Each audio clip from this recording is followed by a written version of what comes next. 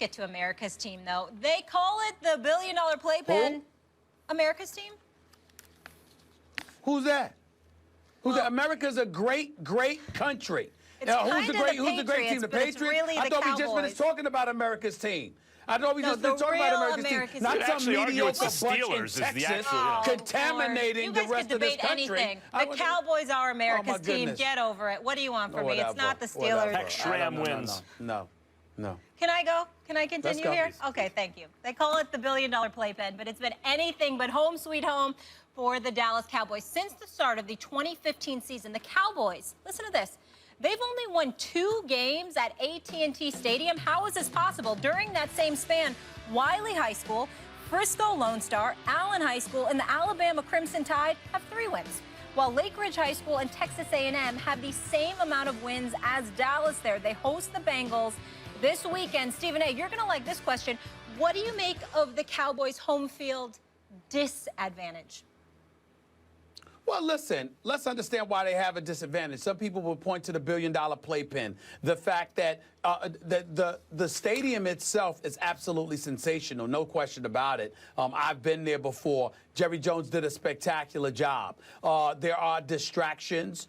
People can be in the concession areas and still peek out, and the Jumbotron is so huge, so big. I think it's like 50 yards wide or 60 yards wide. I mean, listen, it is spectacular.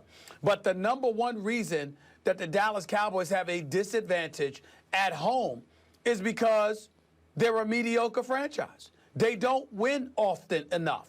And as a result, the fervor that you'd get, the momentum that you could ride, a home crowd needs evidence that that stuff actually works for them. And when that is not the case, it's going to be the momentum, the uproar, the fervor, the rabid following. It's going to be a bit dissipated to some degree.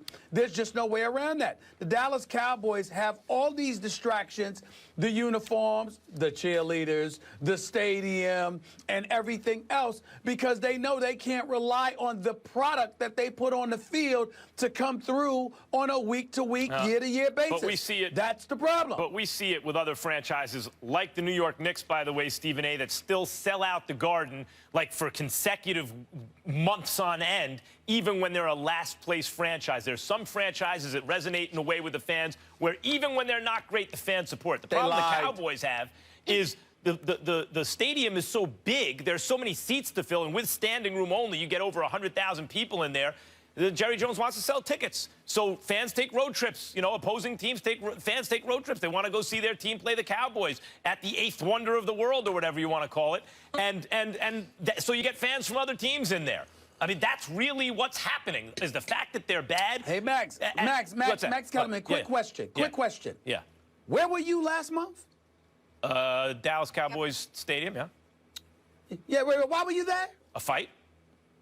Canelo. Exactly. Yeah. So it's a great stadium, and they use the stadiums to bring other amenities there because they got to rely on it because they damn sure can't rely on the team. Quick story about that. I called Manny Pacquiao's fight along with Jim Lampley and Roy Jones in 2010 against Antonio Margarito, okay? That was November 13th, 2010.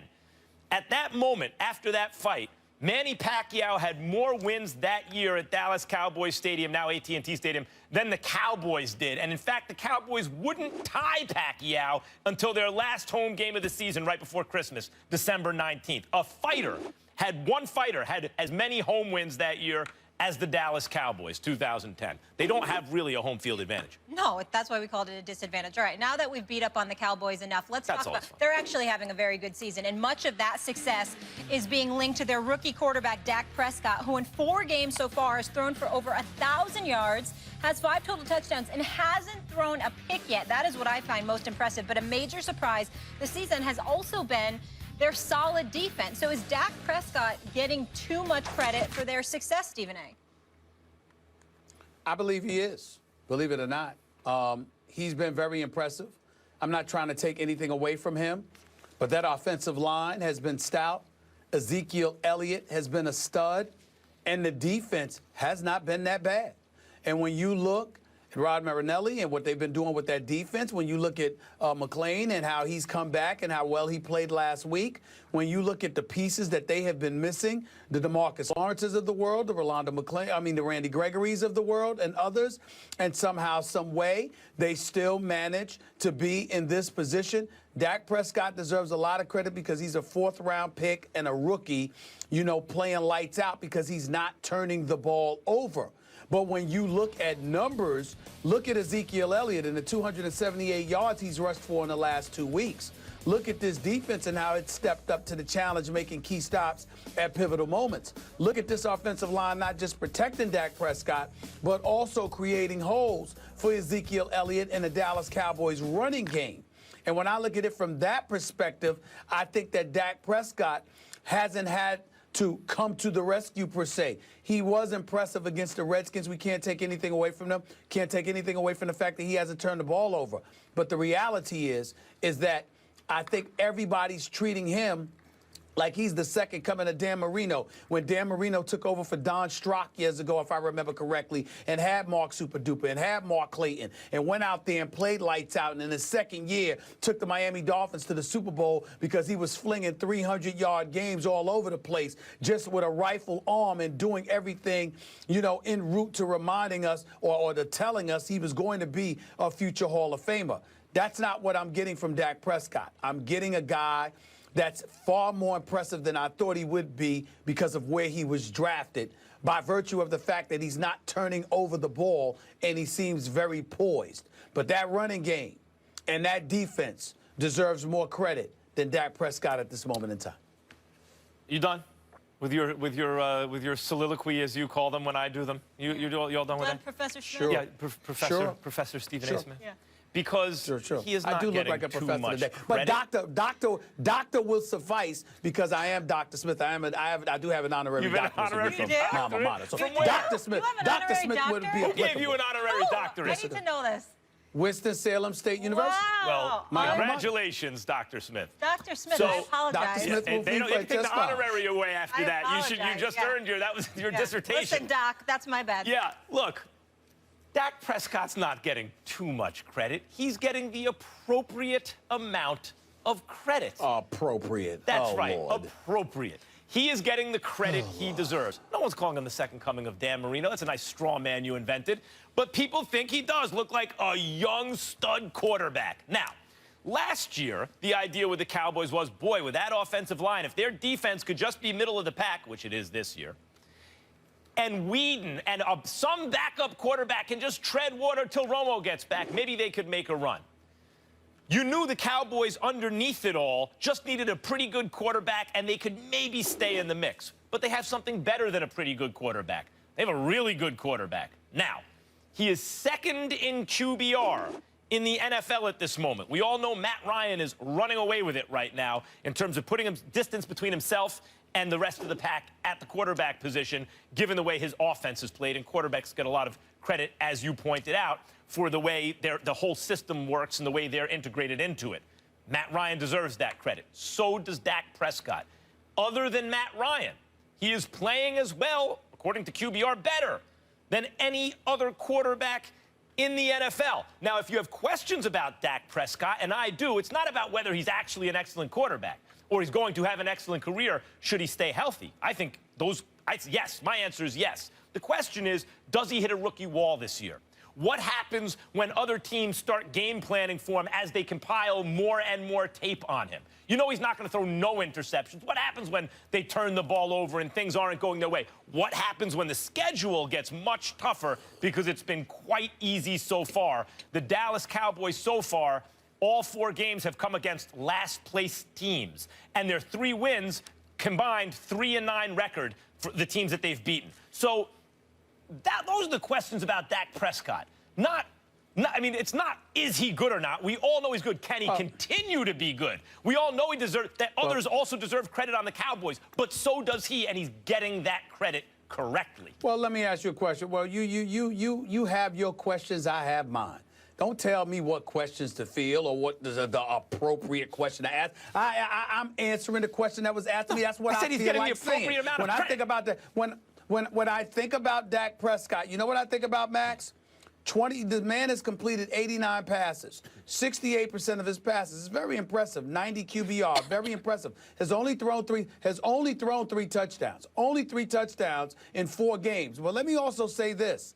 29 of these receptions went to Cole Beasley. 29 of those receptions went to Jason Witten. So when I look at it from that perspective, I see a guy that's throwing in between the numbers, short, intermediate passes, and feeding off of that.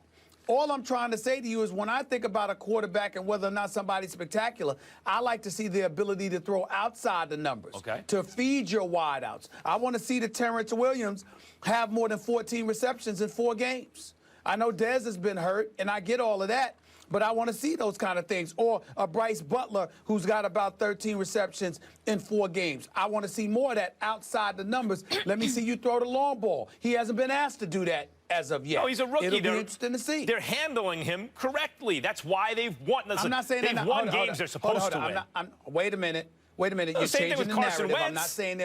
I'm not saying they're mishandling him.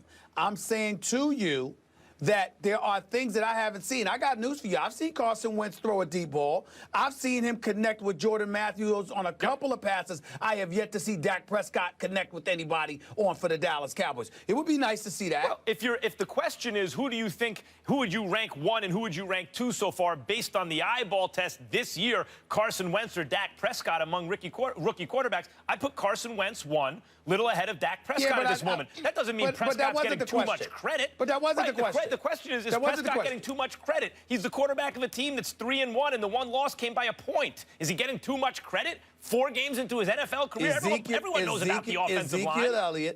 Ezekiel Elliott has rushed for 278 yards in the last 2 games.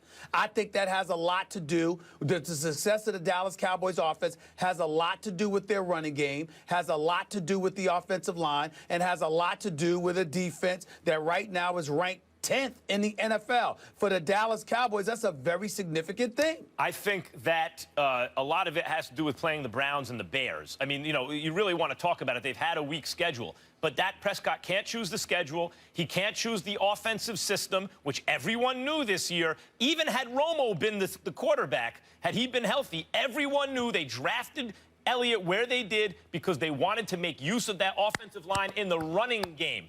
That was going to be the game plan coming into the season. It's Dak Prescott's fault that they're following it to success. His fault that they're playing weak teams. All he's doing is balling. Gentlemen, let's pick it. Who you got? You going Bengals or Cowboys? Bengals. Well, you know, no, ask me first because we know it's important for Max to have the last word, even if he has to regurgitate his comments about 4 or 5 times. So ask me first because we all know he's going to interrupt just to get in the last word to say the same thing that he said 10 minutes ago. If I don't interrupt, what's the question? I don't get to say anything. Ask me. Okay, yes. Ask me. Stephen A. What's the question? Stephen A., who are you going with, Cowboys or Bengals? To Bengals. Win? Oh, sorry. Bengals. Both going with the Bengals. Bengals. All right. So you just... One more thing, I'd just like to have the last word on this. Bengals. Did I mention Bengals? By the way, their defense, I want to have the last word. 10th in points, the Cowboys. Very impressive. So you just heard from these two lovelies. We want to know what you guys think at home. Is Dak getting too much credit for the Cowboys start? Go on the First Take Twitter page, vote. We will share those results a little later in the show.